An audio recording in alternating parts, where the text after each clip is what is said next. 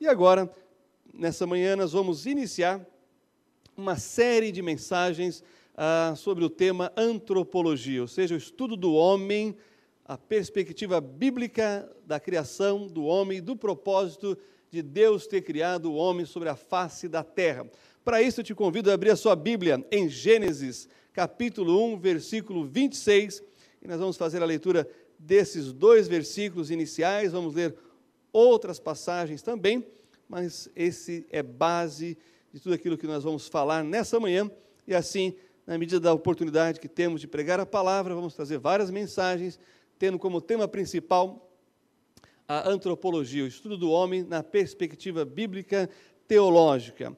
Tem pessoal dizendo por aí que o homem veio do macaco. Esse negócio é problema de família, cada um tem a família que merece, eu não me envolvo com essas coisas, não.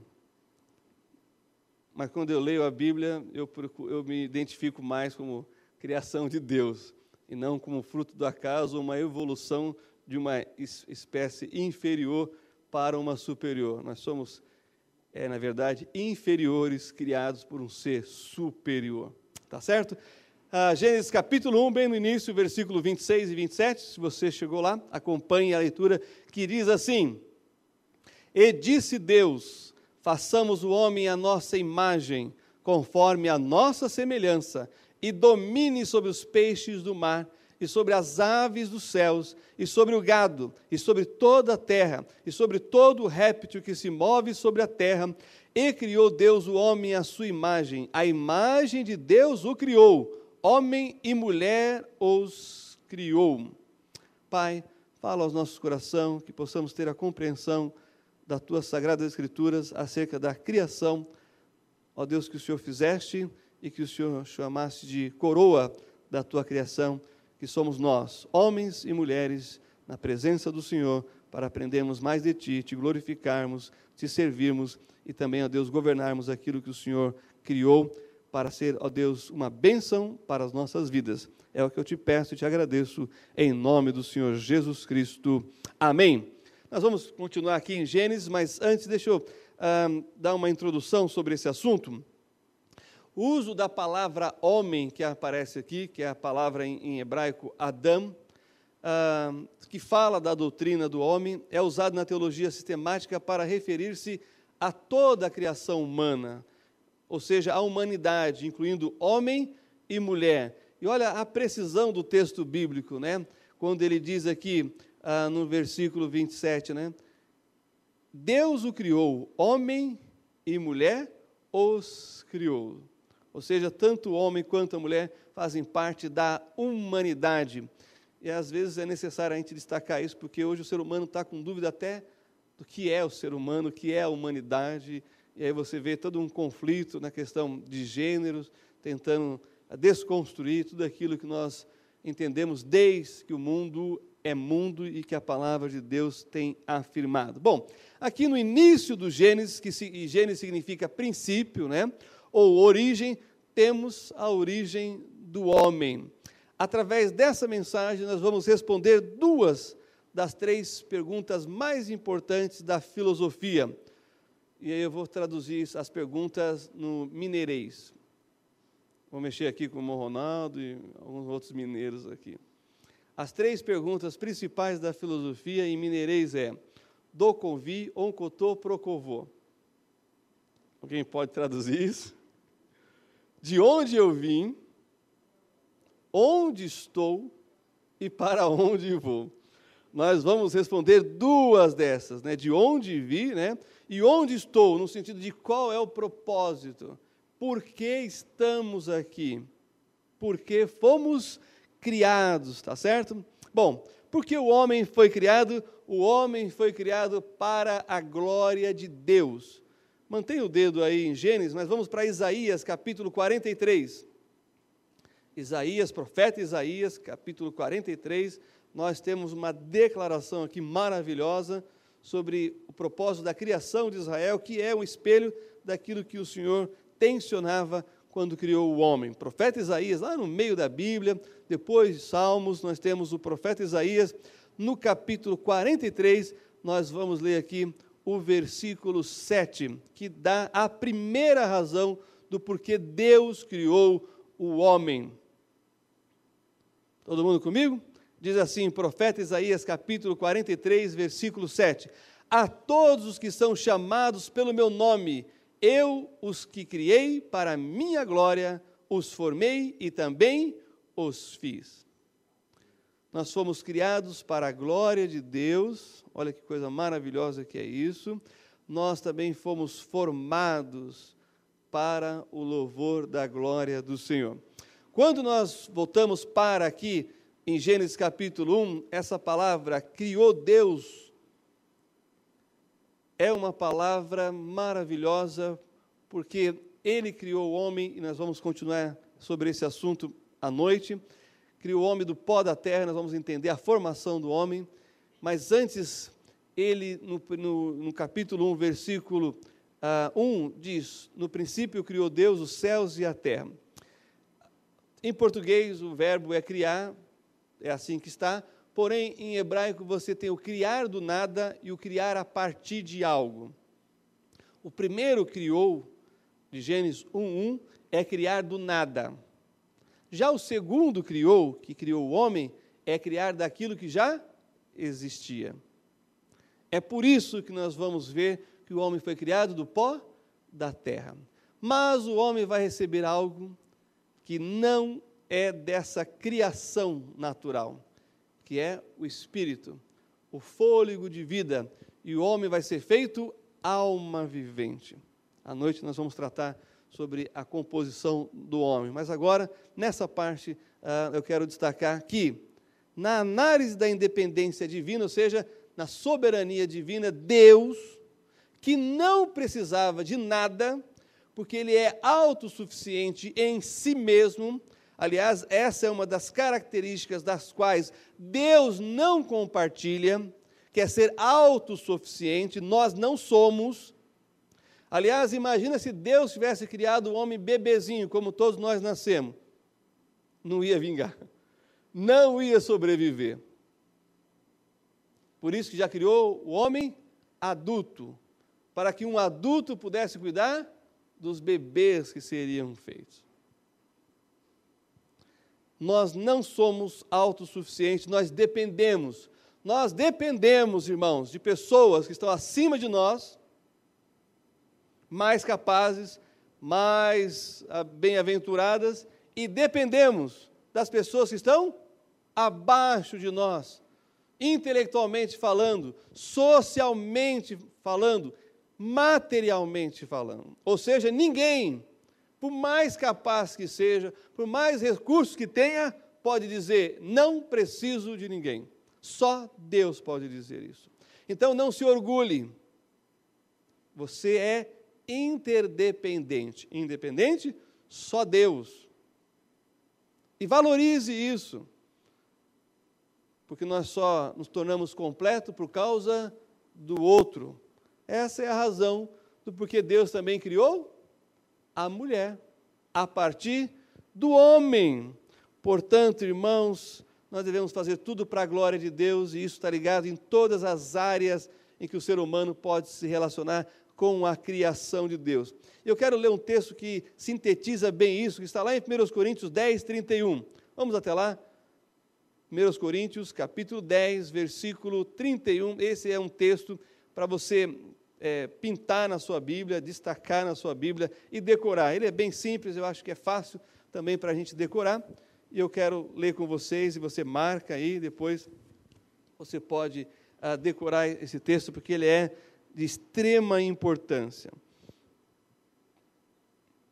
Deus não precisava nos criar, mas Ele decidiu fazê-lo, e o fê-lo para que nós possamos expressar a glória dEle aqui na terra. E mais outro detalhe que vamos ver na sequência. Mas aqui, 1 Coríntios 10, 31 diz: portanto, quer comais, quer bebais, ou façais outra qualquer coisa, fazei tudo para a glória de Deus. Comer e beber, as questões básicas, das quais todos nós necessitamos e precisamos, até nisso, nas coisas mínimas, deve ser feito para a glória de Deus. Por exemplo, a glutonaria é pecado. Quando comemos além do que precisamos, por causa da nossa cobiça, por causa dos nossos olhos, nós pecamos e, portanto, não damos glória a Deus. Eu lembro, irmãos, que minha mãe às vezes falava assim: você tem o olho maior do que a barriga. E parece que isso sempre volta na minha mente. E isso tem sido assim, às vezes me ajuda. Né? Quando eu estou em algum lugar, uma festa de igreja, na casa dos irmãos, lá em casa mesmo, vem aquela abastança de comida, dá vontade de comer tudo. Aí eu lembro da minha mãe: seu olho não é maior que a barriga. Às vezes eu consigo, irmãos, às vezes não. Já tem que confessar antes da ceia para poder participar da ceia, os pecados de glutonaria também. Bom, mas diz também nas demais coisas. Existem aquelas coisas básicas que são chamadas de ordinárias e que às vezes você não valoriza, mas Deus quer que você o glorifique na fidelidade, na obediência, no compromisso de fazê-las com uma perspectiva correta, que é a glória de Deus. Coisas, por exemplo, ordinárias, tem que trabalhar todo santo dia. Mas é daí que vem o seu sustento, é daí que vem o sustento da sua família, é daí que vem possibilidades de crescimento, de melhora em todos os sentidos da sua vida. Então, trate isso como para a glória de Deus.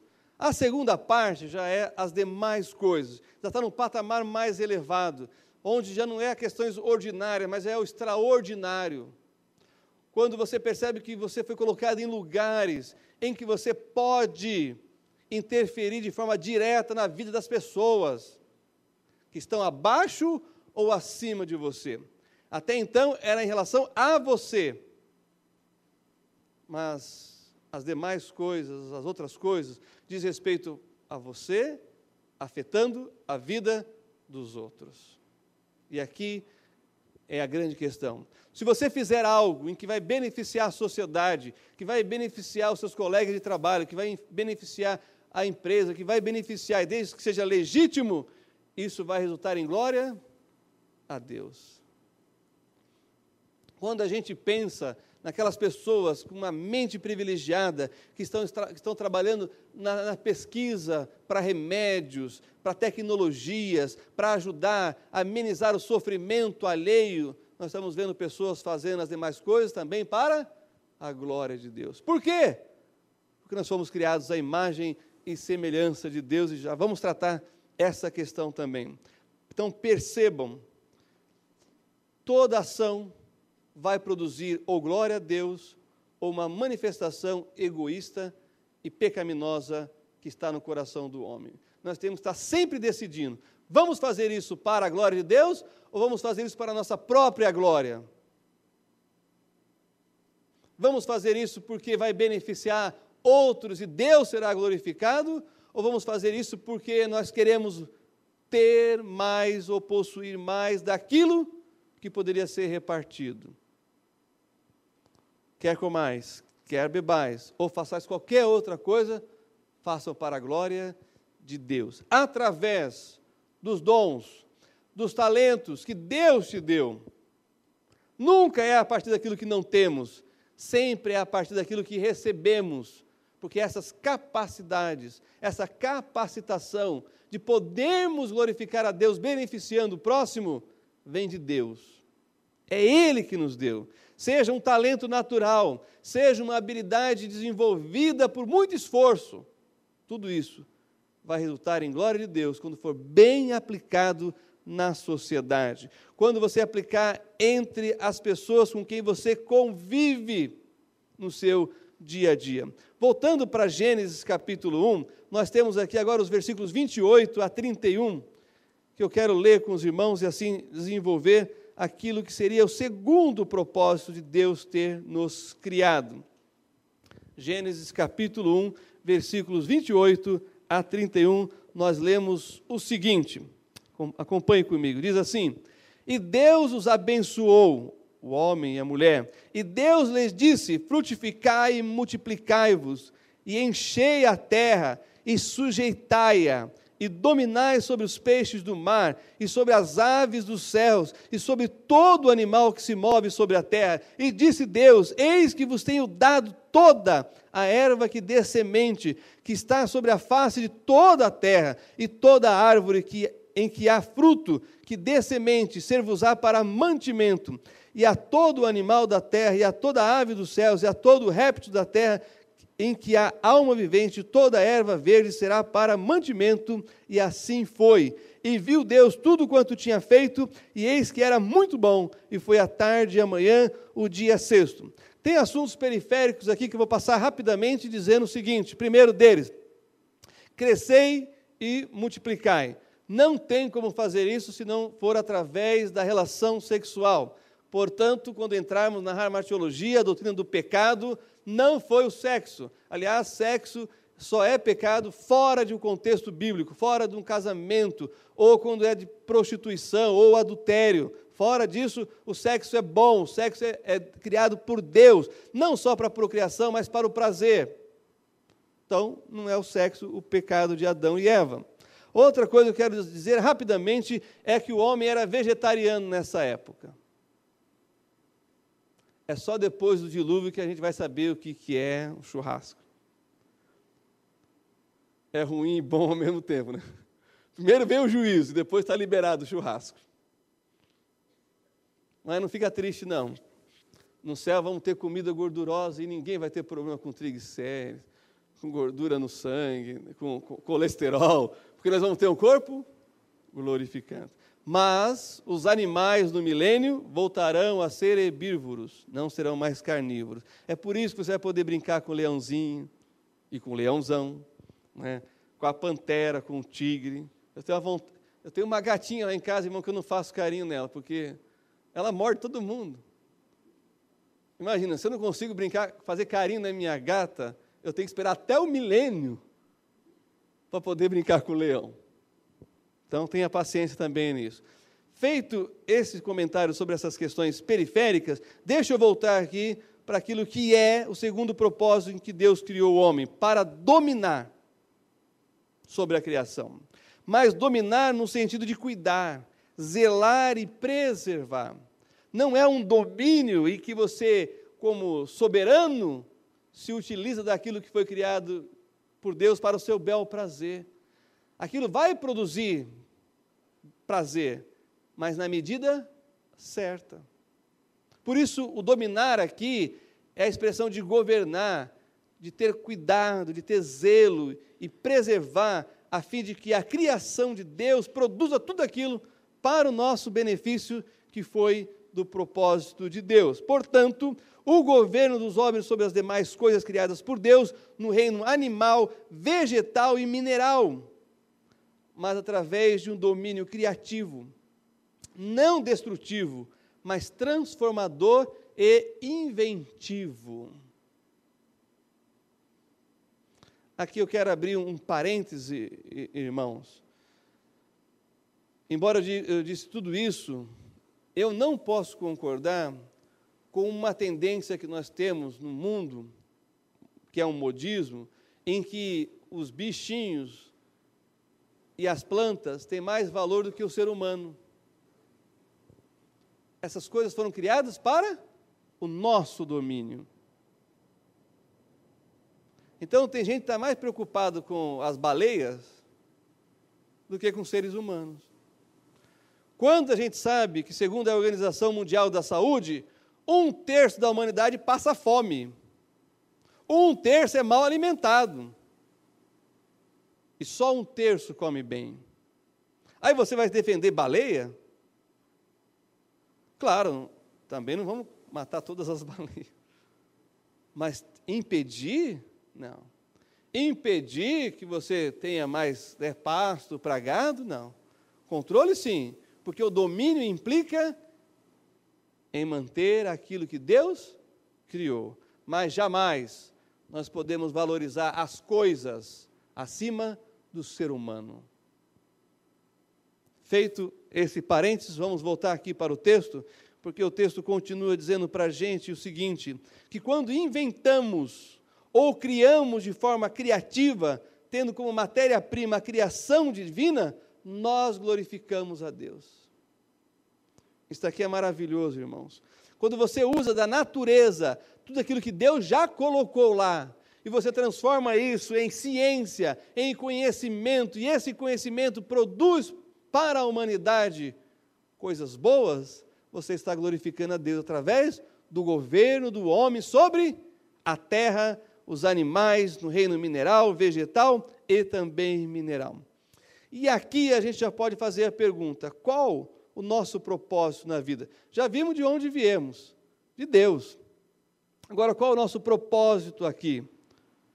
Nosso propósito deve ser cumprir a meta que Deus estabeleceu, glorificá-lo através das nossas atitudes e dominar sobre a criação que Ele fez para mim e para você. E o versículo 27, nós temos uma expressão muito importante que surge aqui, que diz: e criou Deus o homem à sua imagem. De todas as criaturas que Deus fez, só o homem foi criado à sua imagem. Então, percebam que Deus projetou as imagens das coisas que Ele iria criar, mas do homem Ele projetou em si mesmo. Sabemos que Deus é espírito, Deus não tem forma física, mas Deus criou a Jesus, deu a Jesus uma forma física, e a Bíblia diz que isso foi desde a fundação do mundo. Então, a imagem de Deus, na qual nós fomos criados, é a imagem de Jesus.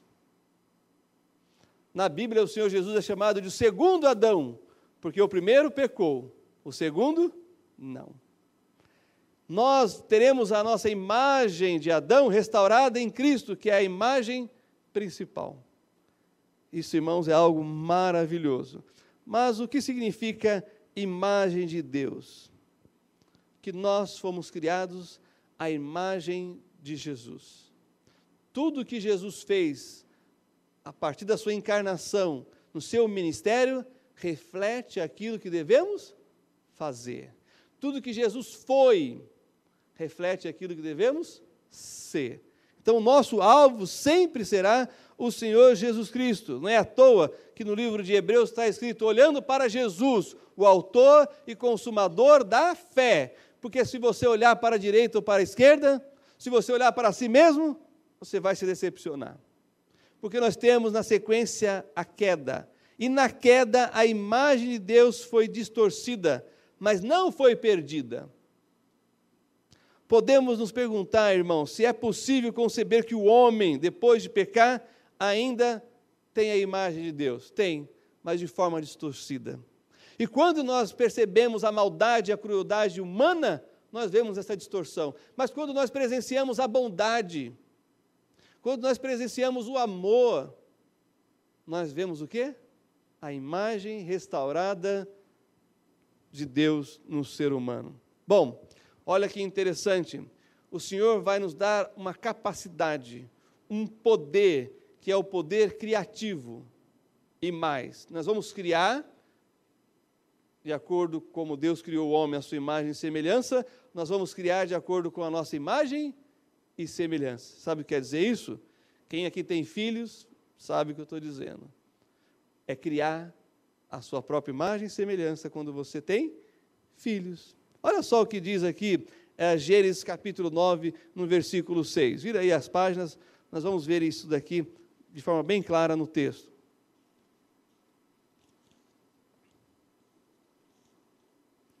Gênesis capítulo 9, versículo 6, depois do dilúvio, depois da morte, da destruição da humanidade por causa do pecado, nós temos aqui Deus falando, abençoando a família de Noé e falando para os filhos frutificar e multiplicar e encher a terra.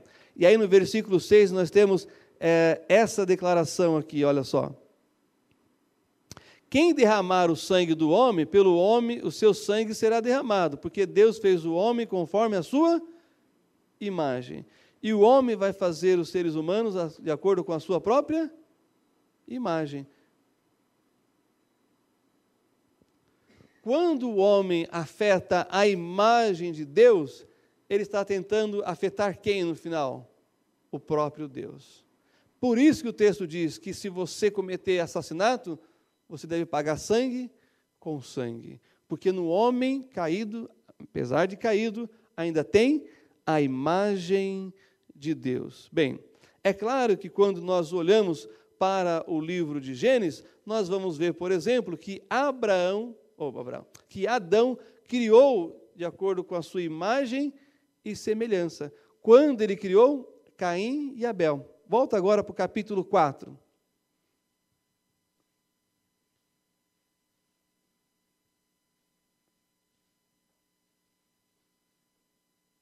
Olha só, versículo 1. E conheceu Adão a Eva, sua mulher, e ela concebeu e deu à luz a Caim e disse: alcancei do Senhor O homem aqui, como eu disse no início, representa a humanidade. Ou seja, seres humanos criam seres humanos, a sua própria imagem e semelhança. E Deus abençoou tanto, e olha só o versículo 2. E deu à luz mais a seu irmão Abel. E Abel foi pastor de ovelhas, e Caim foi lavrador da terra. Do que está falando? Do domínio sobre a terra. Deus criou o homem para dominar, e o homem, criado à sua imagem e semelhança, está dominando sobre a terra. Ora, irmãos, esse é o poder criativo de Deus, de criarmos pessoas, os nossos filhos, a nossa imagem e semelhança. E isso é muito interessante. Há 2 semanas atrás, eu tive uma experiência com os meus filhos. Eu disse para um dos meus professores, esses são meus filhos. Eles estavam meio distantes assim, ele falou, que bom. E o que eles estão fazendo? Eu falei, estão estudando. Um está na faculdade, o outro está no colégio. Ele falou assim, qual deles? Ele não sabia, ele não conseguiu diferenciar qual dos meus filhos era o mais velho do mais novo. Eles olham um para o outro e falam, eu não pareço com ele. Mas quem olha de relance, fala, como eles são parecidos. E aí, nós estamos com um problema em casa, porque quando eles estão conversando, eu não sei quem é que está falando. Até a voz é parecida.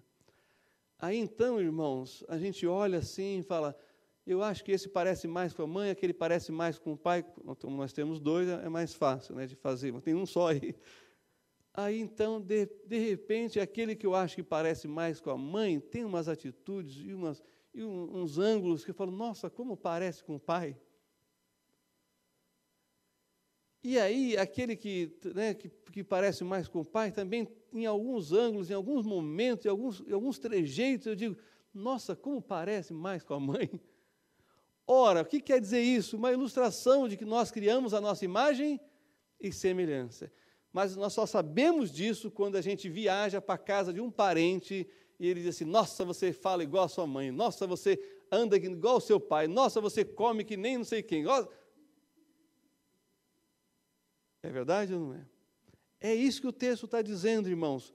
Quando eles produzem os filhos, eles produzem a sua imagem e semelhança.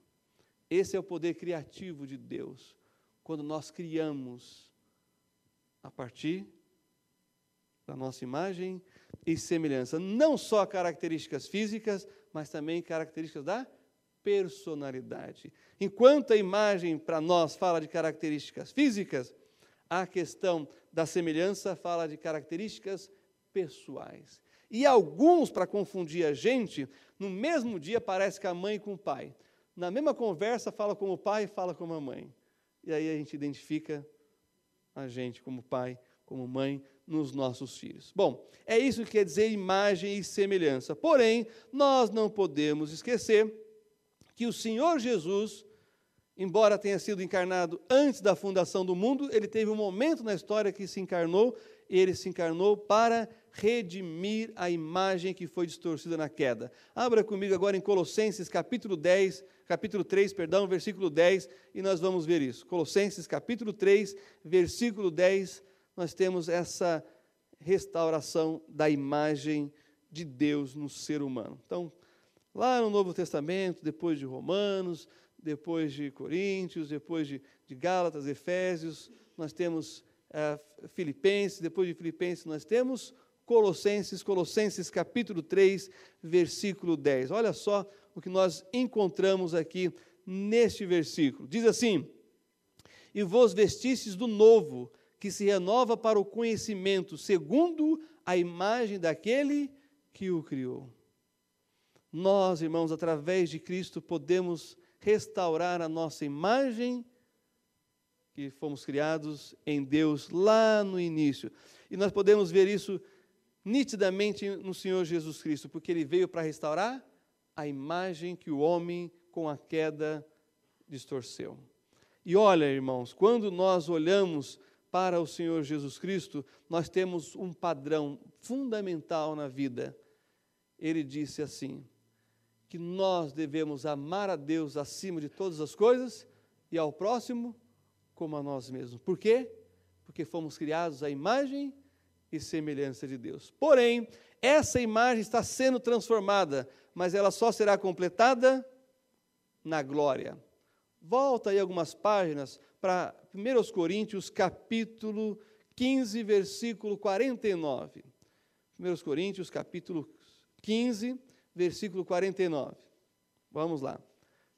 Diz assim a palavra do Senhor. 1 Coríntios, capítulo 15, versículo 49. Estamos restaurando quando amamos a Deus, quando amamos ao próximo, quando cumprimos o propósito de Deus, de glorificá-lo, através das coisas básicas, através daquilo que fazemos além, através do nosso domínio sobre a terra, do cuidado da criação e do desenvolvimento criativo que fazemos com aquilo que Deus colocou em nossas mãos, como, por exemplo, nós temos a questão das artes, vamos mencionar um pouquinho mais para frente, mas olha só o que diz o versículo 49, aqui de 1 Coríntios, capítulo 15. E assim como trouxemos a imagem do terreno, assim traremos também a imagem do celestial. Aqui é uma referência a Adão, criado do pó e da terra, que pecou. E a imagem daquilo que é celestial é a imagem de Cristo, que será restaurado em nós, tá bom? Bom, esse é o aspecto da imagem, mas também o texto lá em Gênesis fala conforme a sua semelhança, imagem e semelhança. O que seria a semelhança? São aspectos específicos que temos, que só Deus tem. Por exemplo, aspectos morais. Olha só o que nós encontramos lá em Gênesis capítulo 4, na conversa de Deus com Caim e Abel. Agora, a semelhança no aspecto moral. Somos criados, irmãos, moralmente responsáveis pelos nossos atos perante Deus. Nós temos um senso no íntimo daquilo que é certo ou errado. É impressionante, nós temos civilizações antigas que, mesmo sem ter um conjunto de leis, como nós temos nos 10 mandamentos, na lei judaica, nas constituições que nós temos nos países ocidentais, eles têm um código de lei, de ética e moral. Que o apóstolo Paulo vai dizer lá em Romanos capítulo 1, que Deus colocou no coração do homem, e que é o que vai acusar o homem de culpado por transgredir a lei colocada no coração dele. Mas, voltando para Gênesis capítulo 4, nós temos aqui agora os versículos 6 e 7, que diz assim: E o Senhor disse a Caim, por que te iraste? E por que descaiu o teu semblante? Se bem fizeres, não é certo que serás aceito? E se não fizeres bem, o pecado jaz à porta, e sobre ti será o seu desejo, mas sobre ele deves dominar. Eu disse uma frase que eu ouvi há 2 semanas, recentemente aqui, que é o seguinte: nós não devemos ser escravos dos nossos desejos, a não ser quando os nossos desejos são os desejos de Deus. Se bem fizeres, ele quis fazer do jeito dele, e o jeito dele estava errado. Olha, irmão, Deus não vai premiar o erro. Aliás, isso aqui é uma lição muito importante para os pais. Tem pai que tem a capacidade de premiar o erro, achando que ao premiar o erro ele vai mudar. Não vai.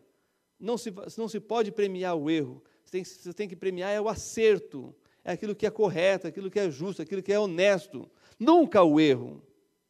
Deus não faz isso, porque Ele sabe que ao premiar o erro, está incentivando a fazer coisa pior.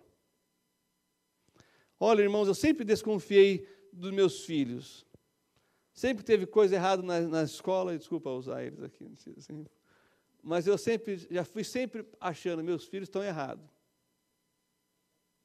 Eles vão ter que me convencer que eles não têm nada a ver com isso. Mas é essa atitude que os pais chegam na escola? Meu filho é inocente, o problema é o coleguinha dele. Irmãos, enquanto o pai pensar assim, não há esperança no mundo. Mas quando o pai já chegar dizendo assim, eu quero saber o que meu filho fez de errado. Sabe por que eu comecei a ter essa atitude?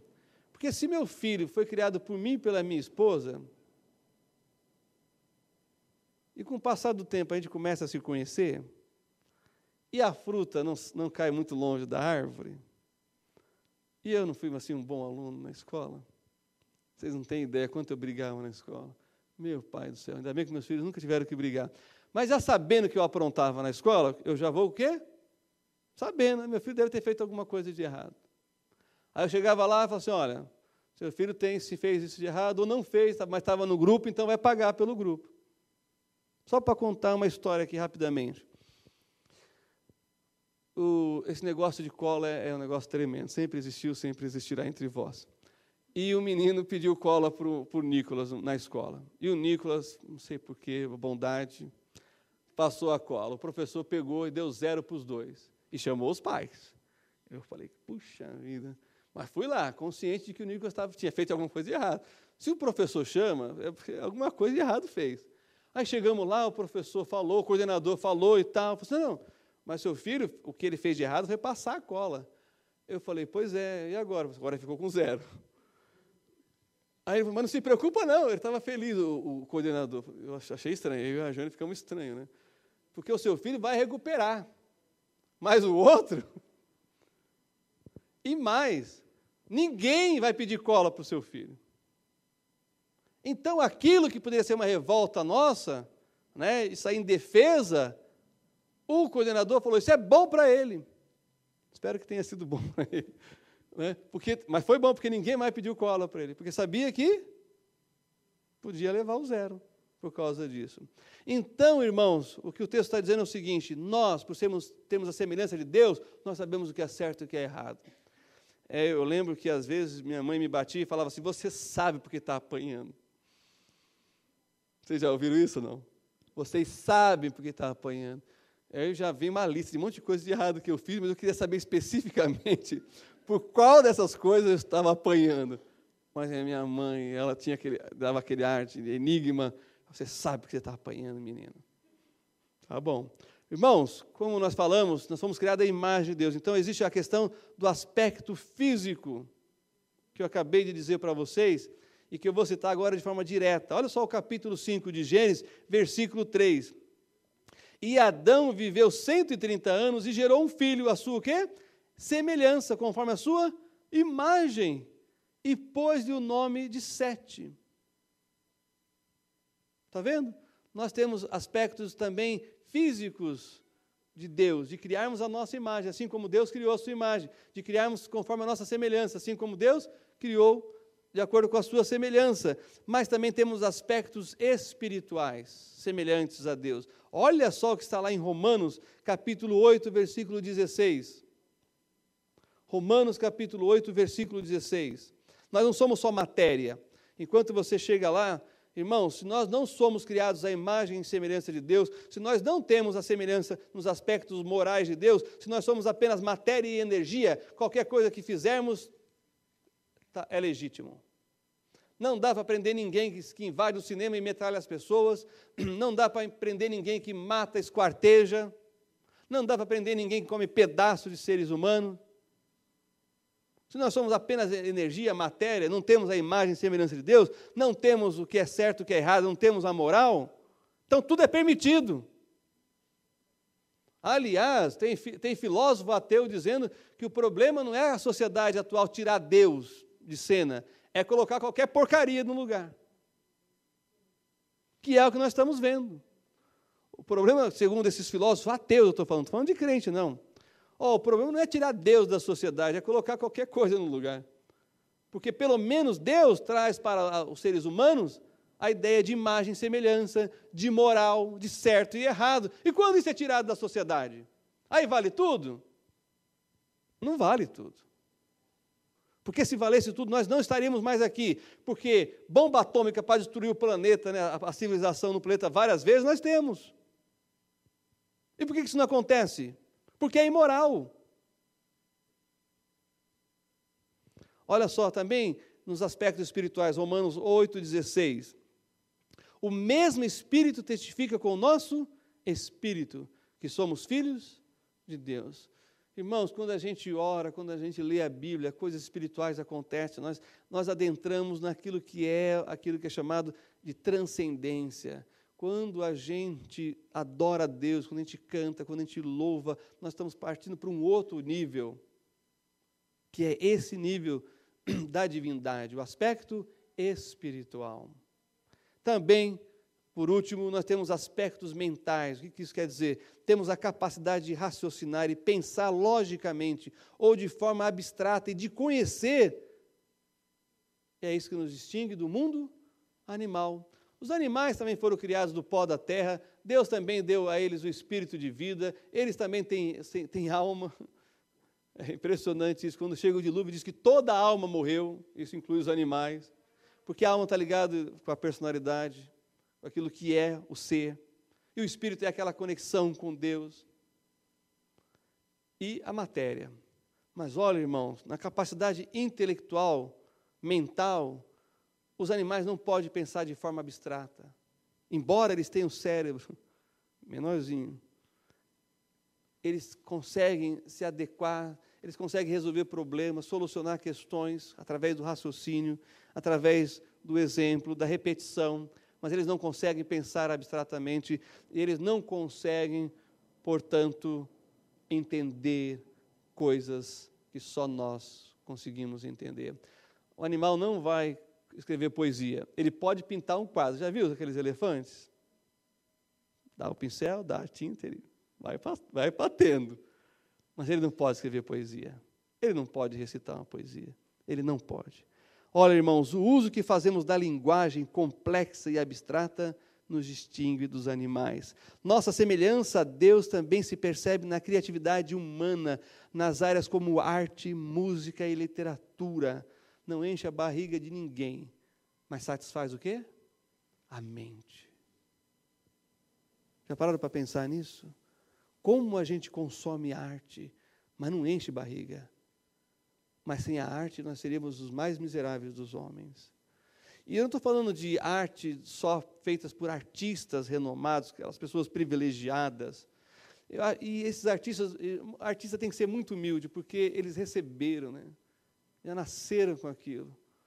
Tem que ser mais humilde do que a gente, que tem que lutar para saber fazer alguma coisa, mais ou menos, né? Mas até nós, que fazemos algumas coisas mais ou menos, quando fazemos com arte, quando fazemos com criatividade, isso manifesta a nossa semelhança com Deus. Mesmo, irmãos, que nós possamos fazer as cores mais maravilhosas, artificiais, ainda assim nós não vamos esgotar as cores que Deus criou no mundo.